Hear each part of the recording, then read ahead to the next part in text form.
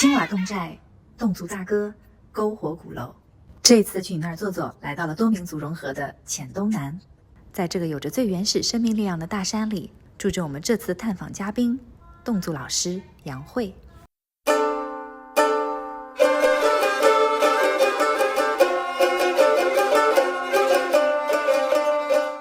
山路18弯了，我们刚才感觉关了100个弯进来的这个山路啊，一进来，但是发现虽然说你是一个新的房子，但是真的跟旁边的房子完全就融入在一起啊，是很和谐、很融合的。对，3层跟整个村寨的房子都比较协调，就是差不多一样高的。你整体现在的感觉，你其实已经现在一下住了3年了吧？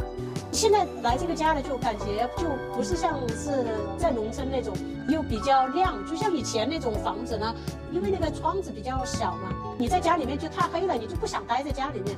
其实我们那个鼓楼呢，就在寨子的正中间，它也是一个公共场所。冬天，特别是冬天，天天白天晚上人不断，火不断，整个寨子的村民轮流出柴火到鼓楼里面给老人烤火的。然后会写的有一个木牌，写的每家的一个名字在那里，户主在那里。但夏天的时候，他们就不坐在鼓楼，他们在风米桥那里坐，那里比较凉快。侗族的3大宝嘛，第一就是鼓楼，第二就是风米桥，还有就是侗族大鼓。所以鼓楼里面，然后也是唱歌的地方。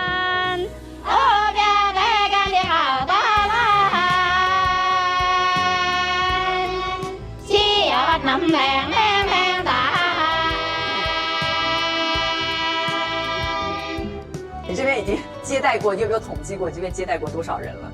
没有统计过这些。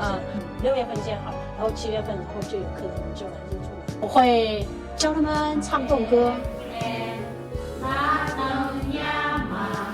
我们这边少数民族的那个侗装会给他穿，教他扎染啊，然后上山去采摘一些野果呀。然后我们现在进来啊，我们现在到这个地方啊，因为这一层的功能是什么啊？这个呢，其实它设计的时候，它就是从下面就有一个大阶梯上来。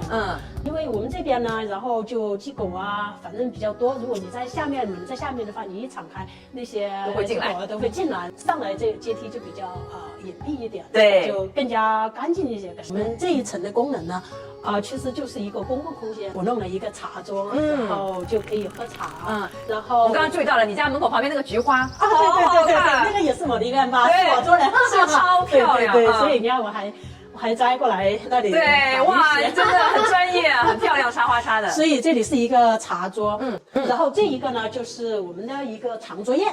长桌宴对，客人来的话也可以办公，也可以在这里吃饭，然后就很休闲的在这里。每一个人来到我家这里都觉得，哇，你家这好宽啊！对，我说不宽啊，我说占地面积都不到100平米他们就说那不可能，应该是100多，他们个个都是这么说的。传统的侗族建筑它是怎么样？它是1层都是干嘛，2层是干嘛的？第1层它就放一些财物放那些杂物间就是我们侗族不是要弄那个吊脚楼吗？对，然后下面就是放一些杂物，还有关一些鸡呀这些，然后上到2楼，然后就是我们住的地方。再上一层呢，就只能放稻谷。从那大门一进来，然后这里也是一个区域。对，这边也是给客人来聊天，也是给客人，都是公共空间。好，从这里呢，你又可以上到3楼。然后那边他就直接下到1楼去。我现在感觉就是这边有着壁炉啊什么，就很温暖。对，因为以前呢1楼根本就不用安了一个壁炉，然后冬天在这里特别温暖。现在这个是什么？这是我们侗族的琵琶。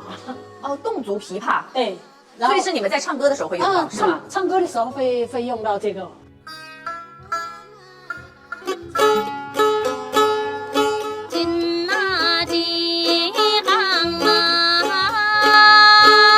你在定的时候，其实你就设计好了，我们是1楼，相当于是你自己主要的居住区，我感觉对吧？也厨房在1楼，就比较私人的一个地方。然后2楼是公共空间，你把3楼定义成什么空间？3楼呢就是住宿。住宿的客人住的地方。对，客人住的地方好 OK， 那我们现在上去看一下。可以上去看一下。真的东西很多啊。那个是你爸妈也留下来的吗？这看上去非常厉害。有一些我是自己从那里买过来的，是比较收藏出来的。然后这个是耙，以前我爸就拿这个来耙田犁田的。然后那个是我妈那个纺纱的那个纺纱机。哇，这些都是以前用。这个是什么？这个是我们侗族的背带，背小孩的。真的是的，对，背小孩的，所有小孩都是这样背着。对，然后那个而且是纯手工制作。我这里有一个书柜嘛，然后他们也可以坐着在这里休闲的看书啊。哇，你很会想还有这个秋千，我也是自己弄的。以前我们在小的时候，经常在家弄嘛，因为我们木房子就是有那个梁嘛，然后我们就是用那个绳子把它套上去，然后用一个板子，然后就捆着下面。就是侗族每个小孩大家的娱乐活动。对，以前因为我们没有什么娱乐的，对，就自己弄嘛，是这样。哇，这真的非常野趣，全部都是木头的这个结构对吧？是的，我家这个木头基本上都是自己生长出来的。就是很古老的那个树呢，你砍了过后，然后它就会从根部这里，它又发芽了。就我们砍去了，现在它发出来那个就已经又很大了。你看中间它的那个天光，就是从可以这边整个这样下来，就让整个这一层也好亮。对，要不然这里就会很黑。这边结构就是相当于它把上面一部分的留出来了，然后这边做了一个卫生间，客人大家都能用这个卫生间，对吧？对，是的。那对于客人来讲，这边的空间是一个怎么样的功能呢？客人的空间呢，他们房间里面在房间里面睡觉，在这里也可以喝茶聊聊天，然后聊天也可以看书。这个上面是头饰是吗？那个上面那个是一个银饰，然后主要是这一个。是我们本地的一个蜀纱绣出来的，这个图案会很精细，然后就是蜀纱绣出来的。这个是头巾，是把它包起来。我这次一到这边，我就很想买这种头巾，这真的很漂亮。对，这里好好看哦，这是一个鸟，是吗？是一个鸟。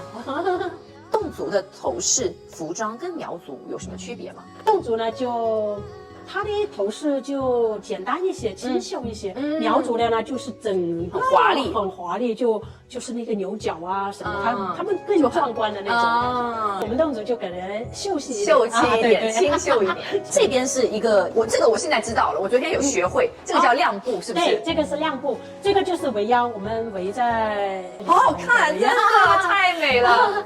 说真的，昨天我去一个街边的一个店，小姑娘跟我说，她说我们这些最多就是外国客人，但是我现在觉得，就是我不是外国人，我觉得中国人我是叹为观止啊，我都觉得好酷啊。所以你一共有几个房间？有4个房间，然后这边的2个房间有3个床。然后这边呢是2个房间，是2个床，就是3个床，而且我的床都是大床房，所以他们就是可以很适合带小孩来，对，上大家一家人一起住。他们很喜欢这个上这个梯子，对，小孩子非常爱这个，对，一来到这里了，哇，我要住这里，我要住这里。OK。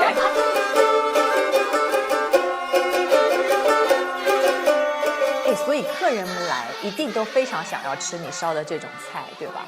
对，我做的菜都是我自己种的就特别好吃，所以食材又有机，但是又有侗族的味道，所以你就一直要在这个厨房来忙活然后但是你平常就是所有客人来，你也会帮给他们烧菜，对吧？对，这里没有其他的饭店餐厅。开始的时候，我有客人来的时候，有时候忙了，我就说今天太忙了，我没时间做早餐了，你们就到外面早餐店那里去吃粉吧。他们说在你家这里吃习惯了，然后吃太好吃了，然后我回去到外面去的时候，然后那个粉太难吃了。这一集我相信今天大家看了这一集，一定会都很想要这个来杨老师的家里面。